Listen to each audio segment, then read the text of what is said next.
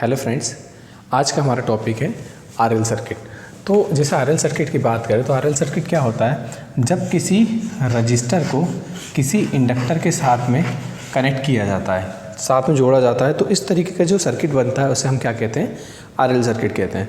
तो RL circuit हमारा दो तरीके से हो सकता है, आरएल सर्किट इन सीरीज़ और आरएल सर्किट इन पैरेलल। तो हम लोग आज सीरीज़ आरएल सर्किट के बारे में बात करेंगे। तो जैसे हमने यहाँ पे एक रजिस्टर और एक इंडक्टर को साथ में कनेक्ट कर दिया। अब यहाँ पे हम क्या करेंगे, एक वोल्टेज सोर्स अप्लाई करेंगे, अल्टरनेटिव वोल्टेज सोर्स। तो जब हम यहाँ पे ये अप्लाई करेंगे तो ये होगा हमारा V = Vm sin omega T. तो जब हम ये अप्लाई करेंगे तो यहाँ पे क्लोज सर्किट होने के कारण यहाँ पे एक करंट I फ्लो होगा। तो जैसे कि हम पता है कि सीरीज़ में क्या होता है, वोल्टेज बढ़ता है, तो कुछ वोल्टेज यहाँ पे ड्रॉप होगा, कुछ यहाँ पे होगा। तो जो वोल्टेज रजिस्टर के अक्रॉस में ड्रॉप होगा उसे हम VR कहेंगे, तथा जो वोल्टेज इंडक्टर के अक्रॉस में ड्रॉप होगा उसे हम VL कहेंगे। ठीक है, तो यहाँ पे जैसे अगर हम V की बात करें तो V हमारा क्या है, V हमारा अप्लाइड वोल्टेज है। जबकि अगर हम VR की बात करें तो VR क्या है, रजिस्टर के क्रॉस में कितना वोल्टेज ड्रॉप हो रहा है, ये हमारा VR होगा। तो अगर हम इसे फार्मूले के फॉर्म में लिखें तो ये हमारा क्या हो जाएगा, IR, इसमें बहने वाला करंट और इसका रेजिस्टेंस। इसी तरीके से अगर हम VL की बात करें तो VL हमारा क्या हो जाएगा, ये हो जाएगा हमारा IXL। ठीक है, तो एक्सेल क्या होता है, किसी इंडक्टर का, जिस तरीके से हमारा जो रजिस्टर होता है ये करंट का अपोज करता है, इसमें बहने वाले करंट को अपोज करेगा, ऐसे ही जो इंडक्टर होता है ये भी कुछ ना कुछ करंट का अपोज करता है। तो इसमें जो करंट का अपोज करता है उसे हम रेजिस्टेंस नहीं कहते, उसे हम रिएक्टेंस कहते हैं, और जिसे हम एक्सेल द्वारा रिप्रेजेंट करते हैं। जहाँ पे हमारा जो एक्सेल होता है, एक्सेल बराबर होता है हमारा ओमेगा एल। इसके बाद हम लोग फेजर डायग्राम देखेंगे। तो जैसे कि अगर हम रजिस्टर की बात करें तो रजिस्टर में क्या होता है, जैसे हम जो वोल्टेज अप्लाई करते हैं V अप्लाई करेंगे तो ये हमारा क्या होगा, Vm sin ओमेगा टी। जबकि इसमें जो करंट बहेगा, ठीक है, इसमें जो करंट बहेगा I, ये क्या होगा हमारा Im sin ओमेगा टी। तो यहाँ पे अगर हम देखें तो जो करंट और वोल्टेज होता है इनमें कोई भी फेज डिफरेंस नहीं होता है, इसीलिए इनका जो फेज़र डायग्राम बनता है वो कुछ इस तरीके से बनता है। जो I होगा और जो VR होगा ये क्या होंगे, हमारे सेम फेज़ में होंगे। ठीक है, इसी तरीके से अगर मैं इंडक्टर की बात करूं, ठीक है, तो इंडक्टर में क्या होता है, V = होगा हमारा Vm sin ओमेगा टी। जबकि अगर हम करंट की बात करें तो ये क्या होता है हमारा Im sin omega t minus में 90 डिग्री। इसका मतलब ये कि इसमें जो करंट होता है ये हमारा वोल्टेज से 90 डिग्री पीछे चलता है। तो इसका फेज़र डायग्राम हमारा कुछ ऐसा बनता है I, और यहाँ पे हमारा बनेगा VL। ठीक है, ये बनेगा VL। अब यहाँ पे हमने क्या किया, अगर हम इस सर्किट की बात करें तो यहाँ पे हमारे पास रजिस्टर भी और इंडक्टर भी है। ठीक है, इसमें कोई फेज़ डिफरेंस नहीं होता, जबकि इसमें क्या होता है 90 डिग्री का फेज़ डिफरेंस होता है। तो अगर हम क्या करें, इन दोनों को प्लस कर दें, मतलब यहाँ पे अगर हम क्या करें, रजिस्टर और इंडक्टर को जोड़, ठीक है, तो अगर हम इन दोनों के फेज़र डायग्राम को जोड़ दें तो क्या होगा, I हमारा सेम उस पे है, तो I हमारा यहाँ पे आ जाएगा, और इसी पे हमारा क्या है, VR है, तो VR हमारा यहाँ जाएगा। जबकि हम VL की बात करें, इन दोनों को जोड़ने पे VL हमारा कहाँ जाएगा, यहाँ जाएगा। ठीक है, अब यहाँ पे अगर हम VR और VL अगर इनके एक्रॉस में जो हमारा रिजल्टेंट वोल्टेज होगा वो कहाँ आएगा, हमारा यहाँ कुछ ऐसा बनेगा, जो कि क्या होगा, फाई एंगल से शिफ्ट होगा। तो ये हमारा रिजल्टेंट वोल्टेज आ जाएगा V, मतलब इन दोनों का रिजल्टेंट आ जाएगा। तो यहाँ पे अगर हम करंट और वोल्टेज के बीच में डिफरेंस देखना चाहे तो हम इसको कुछ ऐसे कर सकते हैं। मान के चलिए हमने I ये ले लिया और हम इसको V यहाँ ले रहे हैं, ठीक है, और ये कितने, यहाँ पे एंगल कितना है, ये फाई का डिफरेंस है। तो अगर यहाँ से देखो तो मुझे यहाँ पे देख के ये समझ में आ रहा है कि जो करंट है ये वोल्टेज से, जो रिजल्टेंट वोल्टेज, इससे कितना एंगल पीछे चल रहा है, फाई एंगल चल रहा है। तो अगर V = हमारा Vm sin ओमेगा टी होगा तो हमारा जो I होगा ये क्या हो जाएगा, Im sin ओमेगा टी और माइनस में फाई, ये हमारा ओमेगा टी वाला रहता है, ठीक है। तो फाई एंगल हमारा पीछे चल रहा है। तो यहाँ पे कोई भी फेज डिफरेंस हमारा नहीं था, फेज डिफरेंस 0 था। यहाँ की बात करें तो फेज डिफरेंस हमारा कितने का था, 90 का था। जबकि अगर हम यहाँ पे देखें तो यहाँ फेज डिफरेंस हमारा इन दोनों के बीच का होगा, मतलब इससे ज़्यादा होगा पर इससे कम होगा, वो कितना होगा, 5 होगा। अब अगर हम इसको वेव डायग्राम के हिसाब से समझना चाहें तो सिंपल, अगर हम इसकी वेव देखें तो यहाँ पे क्या होता है, तो जिस टाइम पे वोल्टेज हमारा 0 था उस टाइम पे हमारा करंट भी 0 होगा, और जिस टाइम पे हमारा वोल्टेज मैक्सिमम उस टाइम पे हमारा करंट भी मैक्सिमम होगा, और वापस जब वोल्टेज हमारा 0 होगा तो उस टाइम पे हमारा करंट भी 0 हो जाएगा। इसी तरीके से ये क्या करेगा, वोल्टेज को फॉलो करेगा। जबकि अगर हम इसकी बात करें तो इसमें क्या होता है कि जैसे जो हमारा जो वोल्टेज है, ठीक है, वोल्टेज जब तक 90 डिग्री पे नहीं पहुंचा, ठीक है, तब तक यहाँ पे कोई भी करंट फ्लो नहीं होगा। जैसे ये 90 डिग्री पहुँचेगा तो वैसे क्या होगा, हमारा करंट बहना चालू होगा और ये कुछ इस तरीके से चलेगा, ठीक है। मतलब यहाँ पे क्या है, दोनों के बीच का फेज डिफरेंस कितना है, 90 डिग्री। जबकि अगर यहाँ की बात करूँ तो यहाँ पे क्या होगा कि जैसे जो हमारा वोल्टेज है, ठीक है, यहाँ पे ये 90 डिग्री है, तो करंट हमारा क्या होगा, यहाँ पे हमारा 90 डिग्री पे बहना चालू हुआ, यहाँ पे क्या होगा 90 डिग्री के पहले कहीं पे भी हो सकता है, ये डिपेंड करेगा हमारा इंडक्टर और रजिस्टर की वैल्यू पे। और यहाँ पे मान के चले फाई एंगल हमने ये ले लिया, कुछ भी हो सकता है, यहाँ से हमारा करंट ऐसा बहना चालू होगा, ठीक है। तो ये हमारा इसका वेव डायग्राम है, ठीक है, ये हमारा वेव डायग्राम है और ये इसका हमारा फेज़र डायग्राम है। तो ये हमारा फेज़र डायग्राम हो गया, ये हमारा वेव डायग्राम हो गया, जहाँ पे जो करंट है ये वोल्टेज से फाई एंगल पीछे चल रहा है, और ये हमारे इंस्टेंटेनियस करंट की इक्वेशन हो गई, ठीक है। I = Im sin omega t minus में फाई। इसके बाद हम लोग वोल्टेज ट्रायंगल को देखेंगे। तो जैसे हमने यहाँ पे देखा था कि जो हमारा VR होता है ये हमारा इस एक्सिस पे होता है, जबकि जो VL होता है वो हमारा इस एक्सिस पे होता है, जबकि जो हमारा रिजल्टेंट वोल्टेज होता है हमारा यहाँ पे होता है, ठीक है। तो यहाँ पे अगर आप हम क्या करें, पाइथागोरस थ्योरम लगा दें, ठीक है। तो यहाँ से अगर हम पाइथागोरस थ्योरम लगा दें तो यहाँ पे क्या होगा, पाइथागोरस थ्योरम में क्या कहा गया है कि जो हाइपोटेनस का स्क्वायर होता है वो हमारा परपेंडिकुलर के स्क्वायर के और बेस के स्क्वायर के समेशन के बराबर होता है, ठीक है। तो यहाँ से हमारा V = क्या हो जाएगा, V = हो जाएगा रूट में हमारा VL का स्क्वायर प्लस VR का स्क्वायर, ठीक है। तो यहाँ से अगर हम VL की वैल्यू देखें तो VL हमारा क्या है, IXL, और VR क्या है, I²। तो यहाँ से V = हमारा क्या हो जाएगा, ये हमारा हो जाएगा रूट में IXL का होल स्क्वायर प्लस IR का होल स्क्वायर, ठीक है।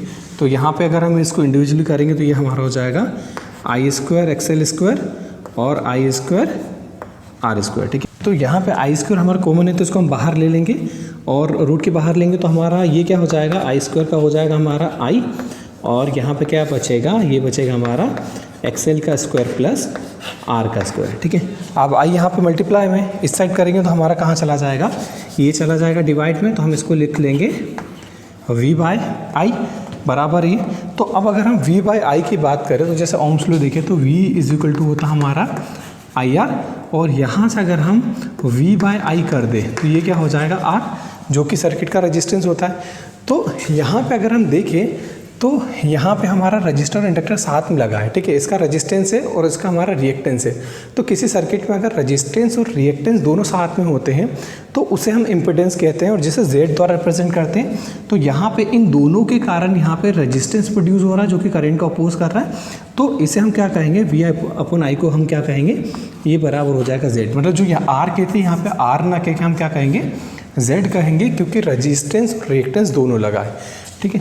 तो Z बराबर हमारा क्या हो जाएगा, ये हो जाएगा हमारा रूट में, इसको अगर हम लिखें तो लिख सकते हैं R² प्लस में XL का होल स्क्वायर, जो कि क्या होता है हमारा, ये हमारा इम्पिडेंस होता है, ठीक है। ये होता है हमारा इम्पिडेंस, और जिसकी यूनिट होती है हमारी ओम। इसके बाद हम लोग इम्पिडेंस ट्रायंगल देखेंगे। तो जैसे कि अगर हम इस वाले ट्रायंगल को देखें तो यहाँ पे हमारा VL बराबर क्या हो जाएगा, ये हो जाएगा हमारा IXL ठीक है। इसी तरीके से ये होगा हमारा आई आर और ये हो जाएगा हमारा आई जेड, ठीक है। तो यहाँ से अगर हम आई को हटा दें तो हमारा यहाँ पे क्या बचेगा, जो ट्राइंगल बनेगा उसमें क्या होगा, यहाँ पे आएगा हमारा जेड, यहाँ पे आएगा हमारा एक्सएल और यहाँ पे आएगा हमारा आर, ठीक है। अब अगर हम देखें तो जो इम्पीडेंस है ये हमारा फाई एंगल से होगा और इसके बाद अगर हम इम्पीडेंस को देखें तो आप देखेंगे कि इम्पीडेंस क्या हो रहा है, ये दो डायरेक्शन में बढ़ता जा रहा है। जैसे कि एक हमारा ऊपर की ओर बढ़ता जा रहा है और दूसरा हमारा इस एक्सेस पे बढ़ रहा है, ठीक है। तो अगर हम इसको इस डायरेक्शन में देखें, अपवर्ड डायरेक्शन में देखें, तो ये हो जाएगा हमारा z साइन फाई, जबकि अगर हम इसको हॉरिजेंटल एक्सेस पे देखेंगे तो ये हमारा क्या हो जाएगा, z कॉस फाई हो जाएगा। तो यहाँ से मैं अगर देखूँ तो हॉरिजेंटल एक्सेस को कौन रिप्रेजेंट कर रहा है, ये रिप्रेजेंट कर रहा है r, तो r बराबर क्या हो जाएगा, ये हो जाएगा z कॉस फाई, ठीक है। तो यहाँ से मैं अगर कॉस फाई की वैल्यू निकालूँ तो z उठ के इधर चला जाएगा, तो यहाँ से हमारा cos phi is equal to हो जाएगा r बाय z, ठीक है। तो अगर हम कॉस फाई की बात करें तो ये हमारा क्या होता है, पावर फैक्टर, ठीक है, पावर फैक्टर को रिप्रेजेंट करता है। तो cos phi is equal to हमारा क्या हो जाएगा, r बाय z। और इसी तरीके से मैं अगर इस परपेंडिकुलर एक्सिस को देखूँ, अगर एक्सेल की बात करूँ तो इसके रिस्पेक्ट में हमारा क्या आ जाएगा, हमारा एक्सेल बराबर ये आ जाएगा हमारा z साइन फाई, ठीक है। तो यहाँ से अगर मैं साइन फाई की वैल्यू निकालूंगा तो ये क्या हो जाएगा हमारा, ये हो जाएगा हमारा एक्सेल बाय z हो जाएगा, ठीक है। अब यहाँ पे अगर हमें फाई की वैल्यू निकालनी है तो हम इन दोनों से भी निकाल सकते हैं।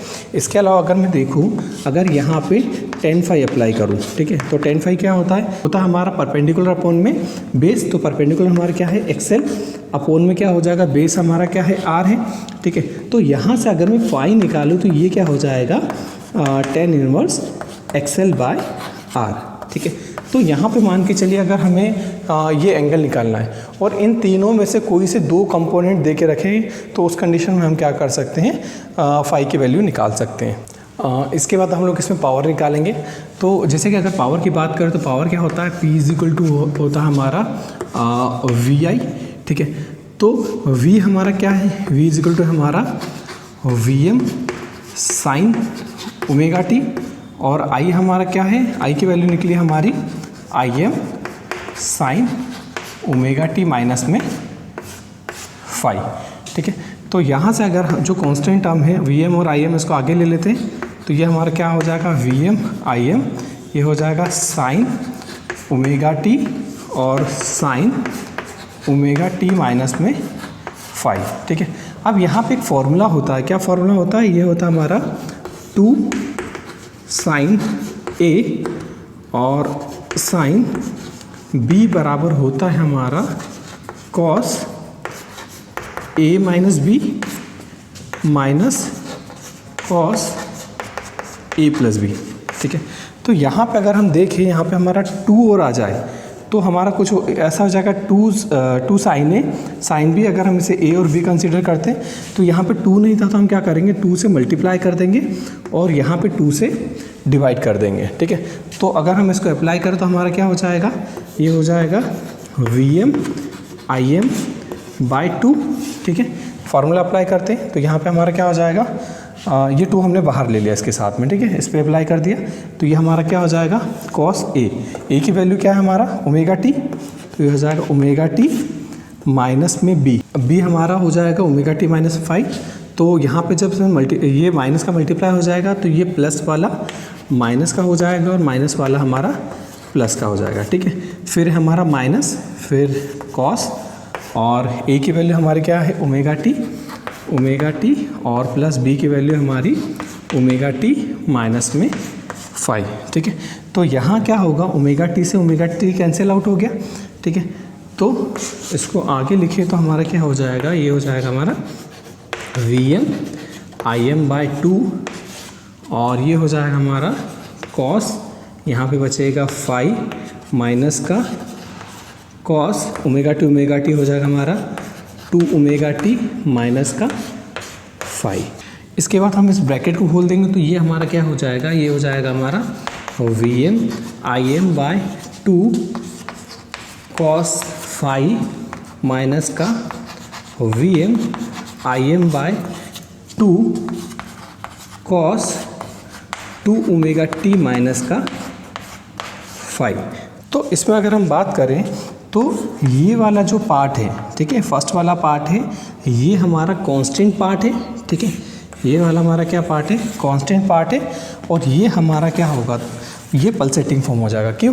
क्योंकि जैसे अगर हम वेव डायग्राम को देखें, ठीक है, तो यहाँ पे हमारा वेव कुछ इस तरीके से, ठीक है, तो यहाँ पे अगर हम फाई की बात करें तो फाई की वैल्यू क्या होगी, फिक्स होगी, ठीक है, जबकि ओमेगा टी क्या है, ओमेगा टी यहाँ पे 2 कंप्लीट साइकिल है, ठीक है, ओमेगा टी हमारा क्या है, ओमेगा टी हमारा एक साइकिल को बता रहा है, यहाँ पे 2 है, तो ये क्या रहेगा, ये हमारा 2 कंप्लीट साइकिल्स को बता रहा है, तो इसका मतलब ये क्या होगा, ये कंटिन्यू चेंज होगा, तो ये वाला हमारा पल्सेटिंग पार्ट होगा, और जबकि ये हमारा क्या होगा, कॉन्स्टेंट पार्ट होगा, ठीक है।